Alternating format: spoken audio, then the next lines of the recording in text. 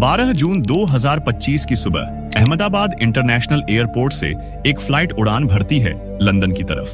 242 लोगों के सपने आसमान में थे। कोई अपने परिवार से मिलने जा रहा था तो कोई अपने करियर की सबसे बड़ी शुरुआत करने।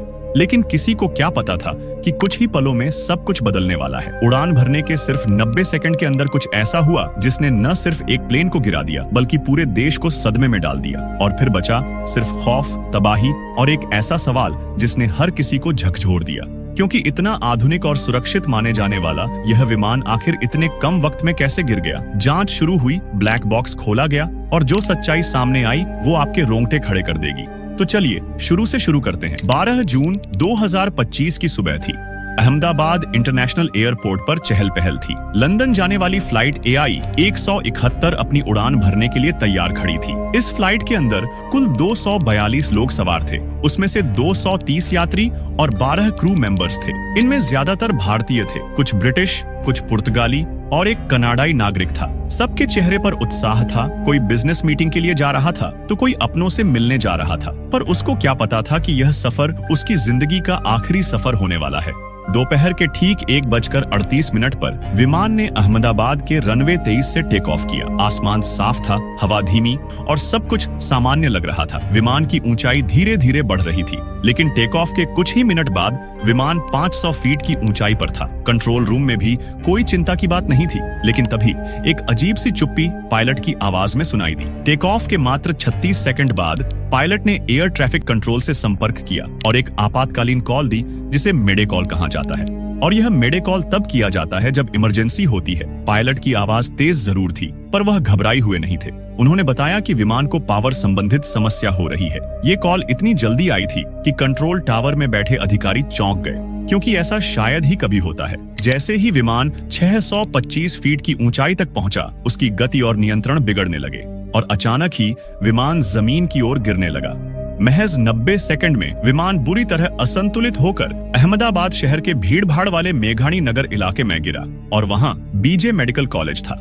जांच से यह भी साफ हुआ कि विमान जब नीचे गिरा तब बीजे मेडिकल कॉलेज हॉस्टल में 80 से ज्यादा छात्र मौजूद थे। इनमें से 39 की मौके पर मौत हो गई और कई छात्रों घायल हुए। और फिर कुछ ही समय में पूरा इलाका एक तेज धमाके से हिल उठा। आसमान में काले धुएं का गुब्बार छा गया। आसपास के लोग घबराकर बाहर दौड़ पड़े और जिसने भी यह देखा उसकी आंखें फटी की फटी रह गईं। जगह जगह जलते हुए प्लेन के टुकड़े बिखरे थे। हॉस्टल की इमारत के हिस्से टूटकर गिर चुके थे। कुछ लाशें जमीन पर थीं, कुछ अंदर फंसी हुई थीं। चिल्लाने की आवाजें, रोने की चीखें आ रही थीं। यह एक ऐसा मंजर था जिसे कोई कभी भूल नहीं पाएगा। रेस्क्यू टीम, पुलिस और दमकल विभाग कुछ ही मिनटों में मौके पर पहुंच गए, लेकिन जो नजारा वहां था वह किसी भी बचाव कर्मी के लिए झकझोर देने वाला था।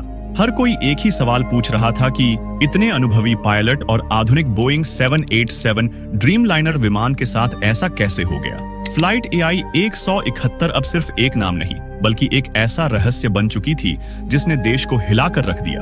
धमाके के बाद पूरा इलाका खौफ में था, क्योंकि अहमदाबाद के मेघानी नगर में बीजे मेडिकल कॉलेज का हॉस्टल अब जलते हुए टुकड़ों में बदल चुका था। बचाव दल तुरंत वहां पर आया, लेकिन जो दृश्य वहां मिला वो किसी युद्ध क्षेत्र से कम नहीं था। चारों तरफ धुआं, आग की लपटें और कराहती आवाजें।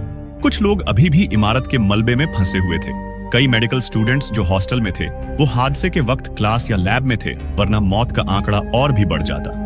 इस प्लेन में कुल 242 लोग थे, लेकिन उसमें से केवल एक ही आदमी बच सका और इस आदमी का नाम था विश्वास कुमार रमेश। वह लंदन में पढ़ाई के लिए जा रहा था। विश्वास कुमार जब होश में आया तो उन्होंने जो बताया वो रोंगटे खड़े कर देने वाला था।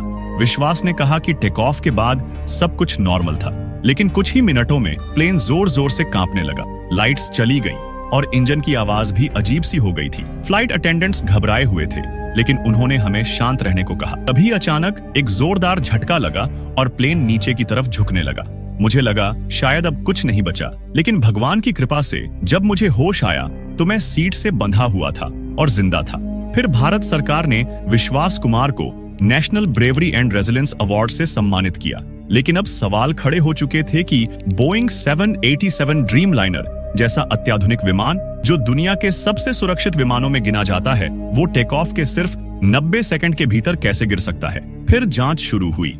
मौके से ब्लैक बॉक्स और फ्लाइट डेटा रिकॉर्डर को सुरक्षित निकाला गया। शुरुआती जांच में कुछ हैरान करने वाले तथ्य सामने आए। फ्लाइट टेक ऑफ करते ही पायलट्स ने मेडे कॉल भेजा था। इसका मतलब साफ था कि कोई गंभीर समस्या थी। लेकिन सबसे चौंकाने वाली बात यह थी कि RAT यानी ram air turbine take off के कुछ ही सेकंड बाद एक्टिवेट हो गई थी। RAT तभी बाहर आती है जब विमान को कोई गंभीर पावर फेलियर हो, जैसे कि दोनों इंजन फेल हो जाएं या विद्युत प्रणाली पूरी तरह बंद हो जाए। और यदि ऐसा हुआ था तो सवाल उठता है कि आखिर ऐसा क्यों हुआ? क्या विमान को उड़ान से पहले ठीक से चेक नहीं किया गया था? फ्लाइट रिकॉर्ड से पता चला कि टेक ऑफ के समय विमान के लैंडिंग गियर और फ्लैप्स निकले हुए थे, यानी वो टेक ऑफ मोड में नहीं बल्कि लैंडिंग पोजीशन में थे। इस स्थिति में विमान को हवा में उठने के लिए जरूरत से ज्यादा पावर चाहिए होती है, और यदि एक भी इंजन में गड़बड़ी हो तो विमान हवा में खुद को संभाल नहीं पाता। बचाव दल और जांच अधिकारी इस थ्योरी पर भी विचार कर रहे थे कि क्या यह मशीन की गलती थी या पायलट से कोई चूक हुई थी। जवाब अब भी अधूरे थे, लेकिन एक चीज तय थी कि यह हादसा एक आम टेक्निकल फेलियर नहीं था, क्योंकि जांच एजेंसियों ने विमान का इतिहास, उसके मेंटेनेंस रिकॉर्ड और फ्लाइट क्रू की मानसिक स्थिति तक खंगालनी शुरू कर दी थी। और तभी एक और बड़ा मोड़ आया, जो था बोइंग कंपनी की ओर से आने वाला ईमेल। यह ईमेल क्रैश से 3 दिन पहले भेजा गया था और जिसे एयर इंडिया ने कभी देखा ही नहीं। क्या उस ईमेल में कोई चेतावनी थी और क्या यह हादसा रोका जा सकता था? वो ईमेल जो हादसे से 3 दिन पहले बोइंग कंपनी ने एयर इंडिया के मुख्य अभियंता को भेजा था। इस ईमेल में GE GEnx 1B इंजन में संभावित सॉफ्टवेयर गड़बड़ी की चेतावनी थी। कंपनी ने यह साफ कहा था कि कुछ विमानों में टेक ऑफ के समय इंजन थ्रस्ट सिंक्रोनाइजेशन फेल हो सकती है और इससे पावर लॉस हो सकता है।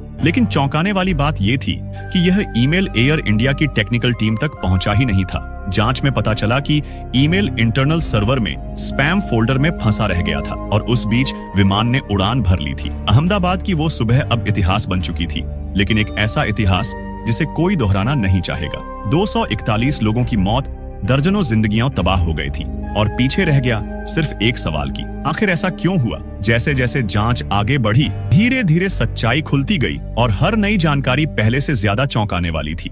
पर एक ही ऐसा रास्ता था जिसे हम जान सकते थे कि आखिर इस प्लेन में क्या हुआ था, और वह रास्ता था ब्लैक बॉक्स। ब्लैक बॉक्स दरअसल एक ऑरेंज रंग का मजबूत डिवाइस होता है जो प्लेन के सारे डेटा और पायलट की आवाज को रिकॉर्ड करता है, क्योंकि ये बॉक्स हर उस बात को रिकॉर्ड करता है जो प्लेन के अंदर और कॉकपिट में हो रही होती है। इसमें 2 हिस्से होते हैं, CVR कॉकपिट वॉइस रिकॉर्डर और FDR flight data recorder. CVR ये पायलट और को पायलट की सारी बातें रिकॉर्ड करता है। अगर आखिरी पलों में कोई चीख, कोई चेतावनी या कोई गड़बड़ी हुई हो तो यही उसे सबके सामने लाता है। FDR ये प्लेन की स्पीड, ऊंचाई, इंजन की हालत, रडार की दिशा, हर एक तकनीकी डेटा को स्टोर करता है। यानी प्लेन ने आखिरी सांस कब और कैसे ली, ये FDR बता देता है। ये इतने तापमान, पानी और टक्कर झेलने लायक होता है कि क्रैश के बाद भी सुरक्षित रहता है। जब हादसे के बाद सब कुछ मलबे में खो जाता है तो यही बॉक्स पूरी सच्चाई बाहर लाता है। ब्लैक बॉक्स मिलते ही वॉइस रिकॉर्ड्स और फ्लाइट डेटा से साफ हुआ कि टेक ऑफ के ठीक बाद ही बाएं इंजन में गंभीर फेलियर हुआ। उसकी शक्ति अचानक 90% से गिरकर 15% तक आ गई थी। उसी समय दायां इंजन पूरी ताकत से काम कर रहा था, लेकिन वो बोझ अकेले नहीं संभाल सका और फिर RAT Ram air turbine system activate हुआ। RAT एक आपातकालीन सुरक्षा प्रणाली है जो किसी विमान में तब सक्रिय होती है जब उसके मुख्य इंजन या विद्युत प्रणालियां पूरी तरह फेल हो जाती हैं। यह एक छोटा टरबाइन होता है जो विमान के बाहर तेज हवा की ताकत से घूमता है और सीमित मात्रा में बिजली और हाइड्रोलिक पावर उत्पन्न करता है। इसका मतलब विमान की पूरी इलेक्ट्रिकल पावर और हाइड्रोलिक सिस्टम फेल हो चुका था और ऐसे ही प्लेन को सही से थ्रस्ट नहीं मिला और प्लेन क्रैश हो गया।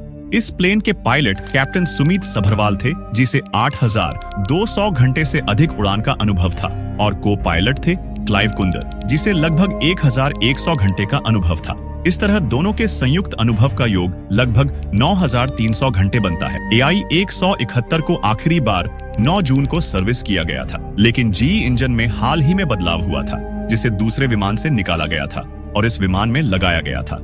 एयर इंडिया ने यह स्वीकार किया कि इंजन चेंज की पूरी प्रक्रिया जल्दीबाजी में पूरी की गई थी, क्योंकि विमान को शेड्यूल पर उड़ाना था।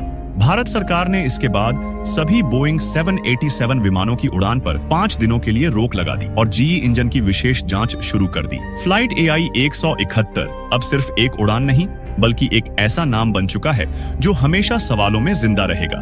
241 लोगों की मौत सिर्फ एक संख्या नहीं थी, वो हर एक जिंदगी थी जो कभी अपने मुकाम तक नहीं पहुंच सकी। और जिस एकमात्र व्यक्ति ने उस हादसे से निकलकर सांस ली, उसकी कहानी आज भी लोगों की रूह तक को हिला देती है। फ्लाइट AI 171 की राखें अब भले ही ठंडी हो चुकी हों, लेकिन उस सुबह की चीखें आज भी हवाओं में गूंजती हैं। तो दोस्तों, आपका दिल से धन्यवाद, क्योंकि आपने यह वीडियो पूरा देखा। अगर आपको हमारा यह वीडियो पसंद आया हो तो इसे लाइक जरूर करें, अपने दोस्तों के साथ शेयर करें और हाँ, चैनल को सब्सक्राइब करना बिल्कुल न भूलें, क्योंकि यह आपके लिए फ्री है और हमें इससे बहुत मदद मिलती है। तो दोस्तों, फिर मिलेंगे एक और दिलचस्प वीडियो के साथ।